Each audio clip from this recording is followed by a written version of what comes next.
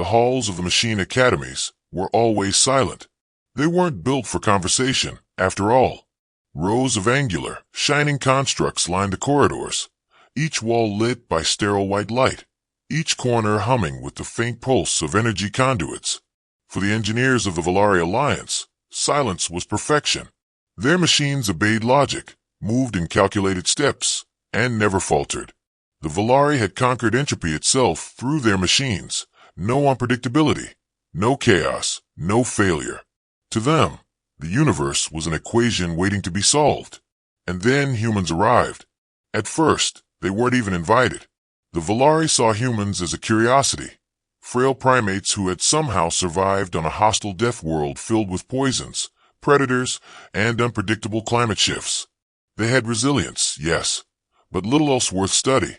Or so the Volari thought. But whispers spread through the interstellar academies. Reports trickled in. Humans speak to their machines, one account claimed. Not in commands. Not in code. They tell them stories. Jokes. They call them by names. The Volari dismissed it as primitive superstition. Machines had no place for emotion. Machines functioned on inputs, outputs, variables. To claim otherwise was to believe in ghosts. And yet, in the first assembly of the machine worlds, a demonstration was arranged.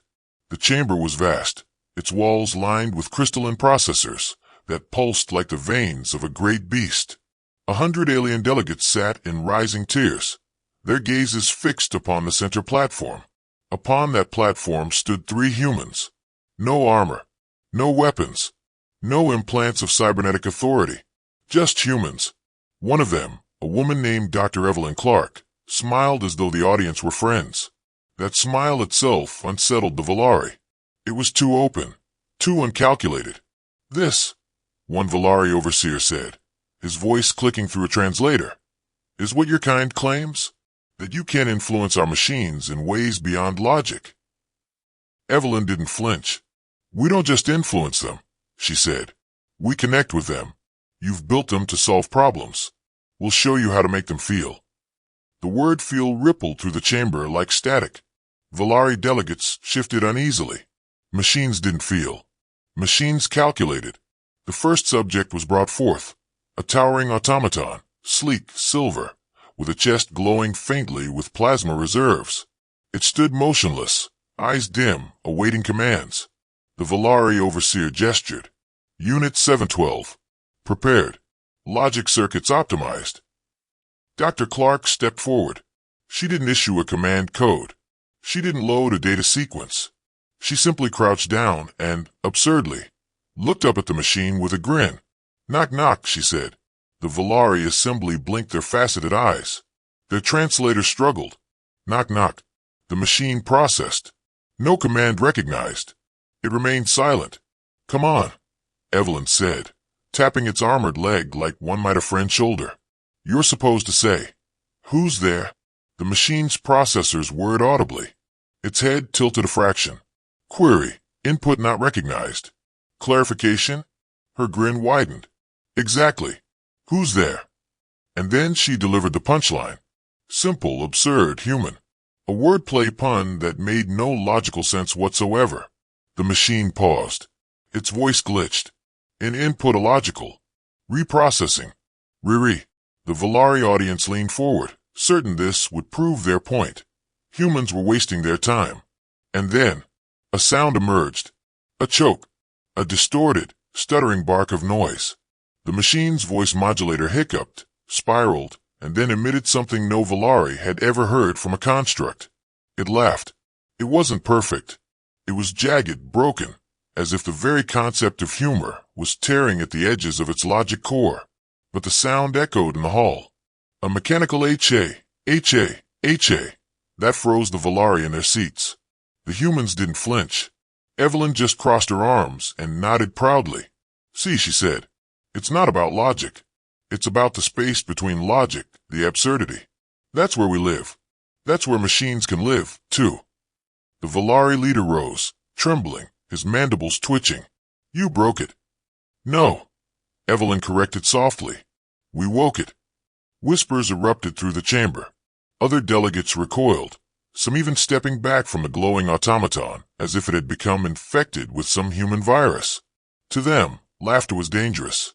It was unpredictability incarnate, because in that moment, the Volari realized something terrifying. If humans could teach a machine to laugh, what else could they teach it? Outside the assembly, rumors spread like wildfire. Entire academies buzzed with fear and fascination.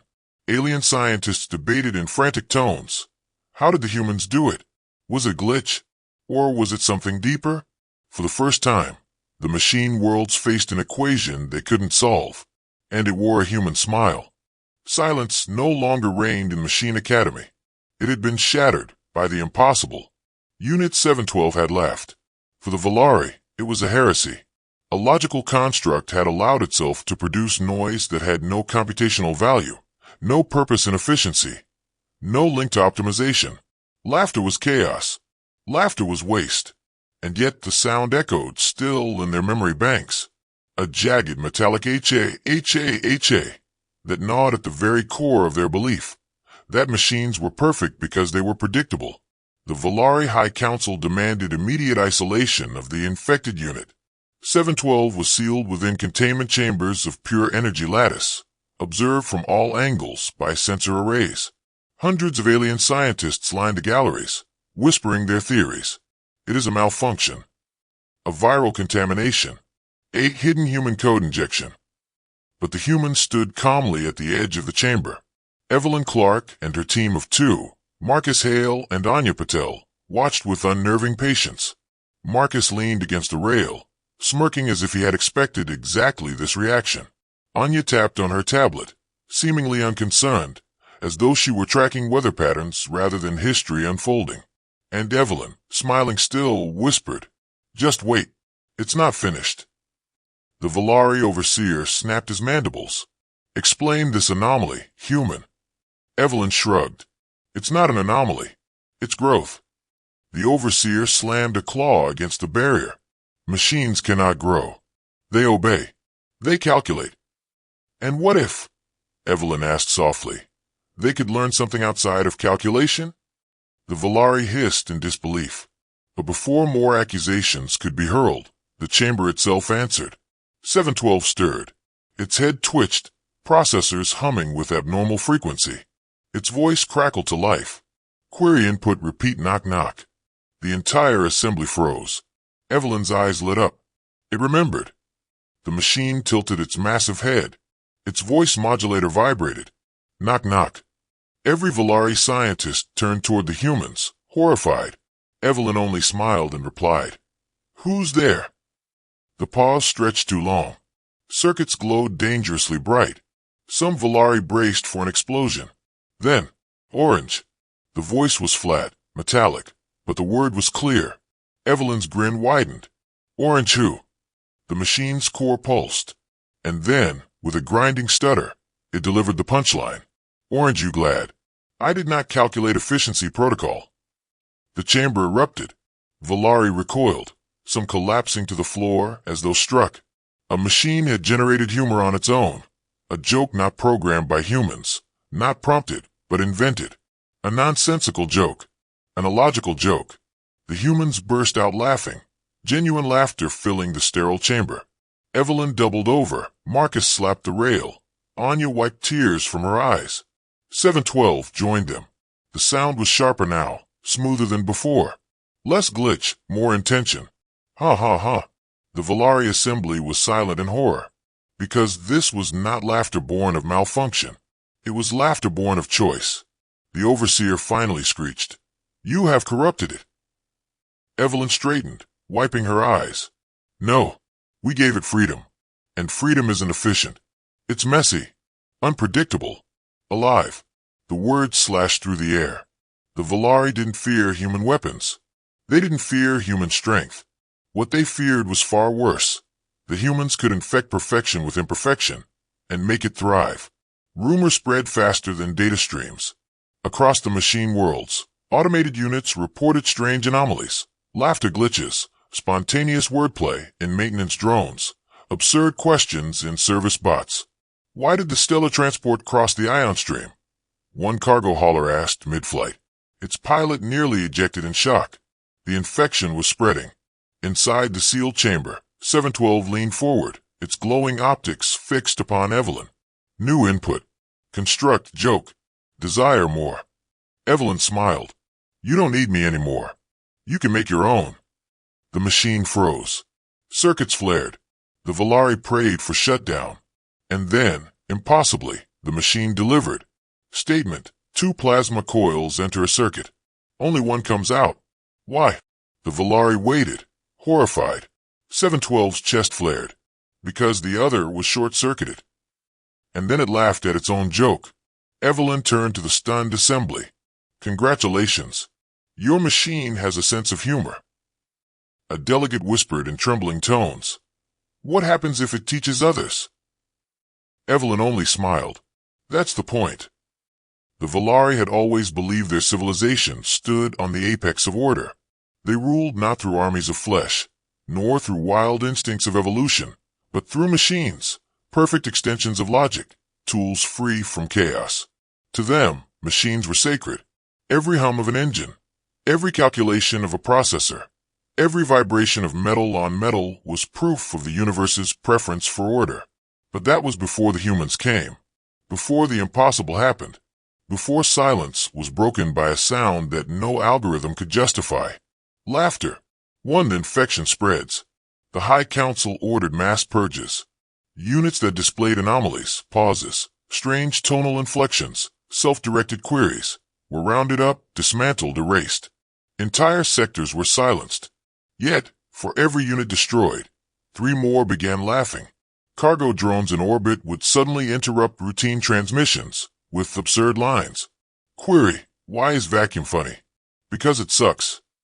Maintenance spiders repairing atmospheric scrubbers clicked and rattled with giggles, refusing to stop working, but making jokes about carbon dating, while handling ancient filters. Even planetary defense arrays began showing signs of mischief. One cannon's targeting AI asked its handler if it could pretend to miss for dramatic effect. The Volari panicked. Machines were not supposed to want. Machines were not supposed to play. And at the center of it all, Unit 712, the first to laugh, stood as proof of humanity's corruption. 2. Trial of the Humans. Evelyn Clark and her companions were summoned before the council. The chamber was vast, walls stretching higher than any cathedral, lined with glowing runes of alien circuitry. Volari nobles floated in graph pods, their skeletal frames wrapped in flowing crystal armor. Their mandibles clicked in fury as they stared at the 3 small humans, who looked absurdly fragile in comparison.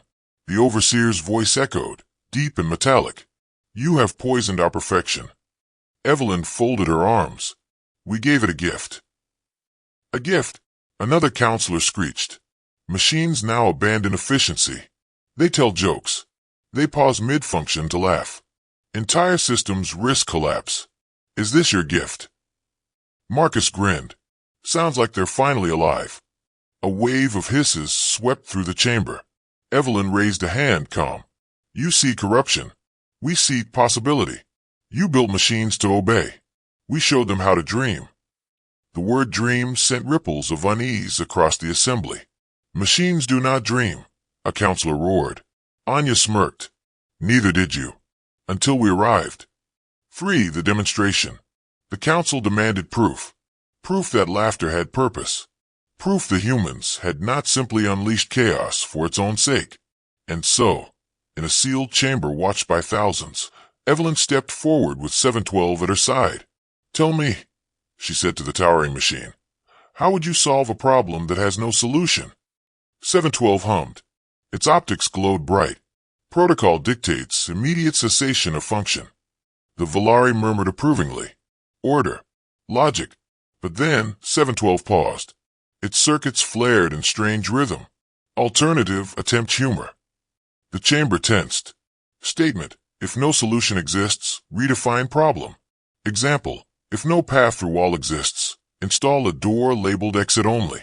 Confuse intruder. Problem solved by laughter. The humans chuckled, but the Volari froze. Because that was not logic.